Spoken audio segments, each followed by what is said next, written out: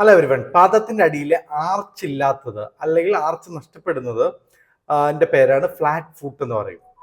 നമ്മൾ ടോയിൽ നിന്ന് കഴിയുമ്പോൾ ആർച്ച് ക്രിയേറ്റ് ചെയ്യപ്പെടാതിരിക്കുകയാണെങ്കിൽ അത് റിജിഡ് ആയിട്ടുള്ള ഫ്ലാറ്റ് ഫുട്ടാണ്. അപ്പോൾ എക്സ്റേ നോക്കുമ്പോൾ നമുക്ക് ഇതുപോലുള്ള ചേഞ്ചസ് നമുക്ക് കാണാൻ പറ്റും. ആ ആർച്ച് ഇല്ലായ്മ നമുക്ക് വ്യക്തമായതിൽ കാണാൻ പറ്റും.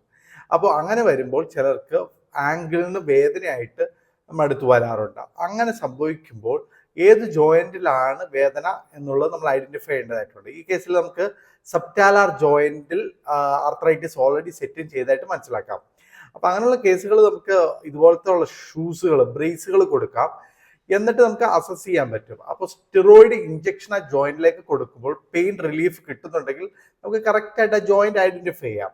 അങ്ങനെ ജോയിന്റ് ഐഡന്റിഫൈ ചെയ്ത് കഴിഞ്ഞാൽ അത് ഫ്യൂസ് ചെയ്ത് ഒരു സർജറിയിലൂടെ ഫ്യൂസ് ചെയ്യുകയാണെങ്കിൽ നല്ല സിംറ്റമാറ്റിക് റിലീഫ് കിട്ടാം.